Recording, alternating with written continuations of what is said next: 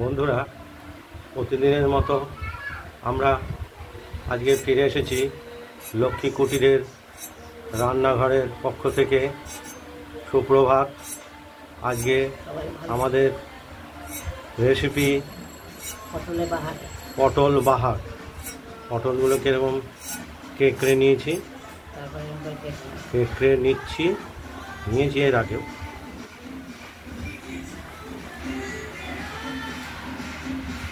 তারপর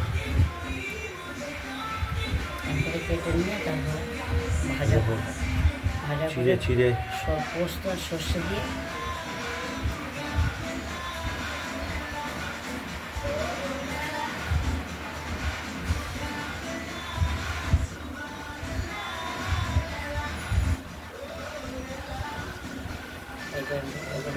পটলগুলোকে সবই ওই কেকড়ে এবং চিড়ে চিড়ে নিয়েছি।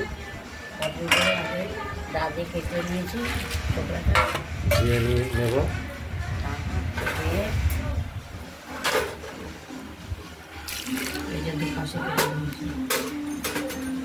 এটাকে আমরা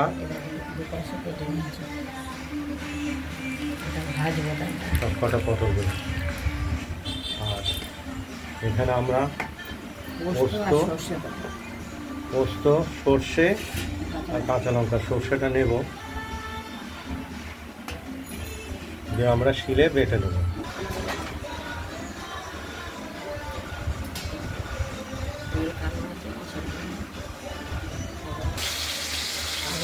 তেলটা গরম হয়ে গেছে। আমরা পটলগুলোকে এই অবস্থায় নুন হলুদ মেখে ভাজা হোক।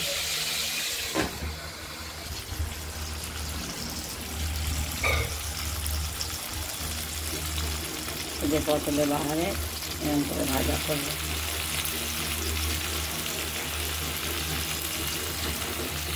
আর একটু ভাজা হবে, তারপর পোস্ত আর সর্ষে দেবো, তারপর দেখাচ্ছি। ভাজা হয়ে গেছে পটলের বাহারে, পোস্ত সর্ষে বাটা হয়ে গেছে শিলে। পটল বাহারে ভাজা হয়ে গেছে, পটল বাহারও ভাজা হয়ে গেছে। এটা আমরা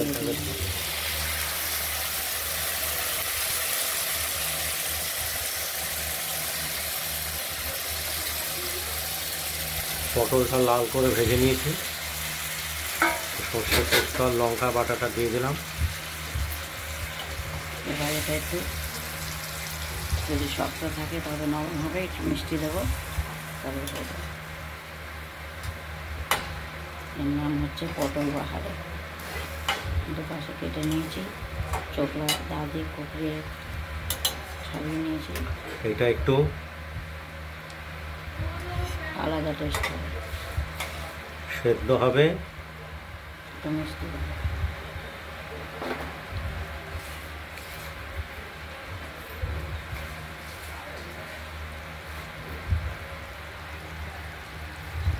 মিষ্টি দিয়ে দিলাম।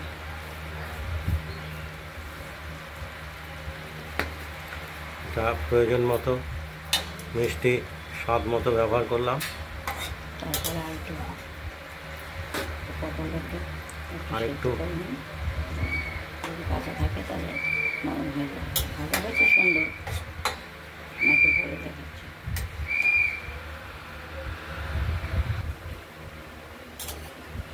দিয়ে দিয়েছ না,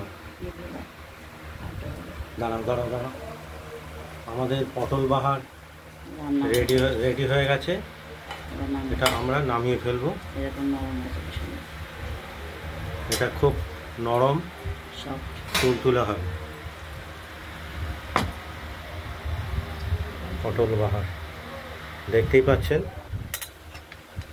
বন্ধুরা, নামিয়ে নিয়ে যাবো। দেখো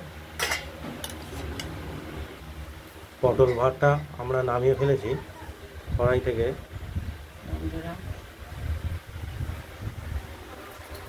বন্ধুরা, আপনারা বাড়িতে আমাদের পাশে থেকে কমেন্ট করবেন, সাবস্ক্রাইব করবেন, পাশে দোকানটি রাখতে দেবেন। আমার নতুন রেসিপি দেখাবেন। আজ এখানেই রাখছি। সুস্থ থাকবেন, ভালো থাকবেন।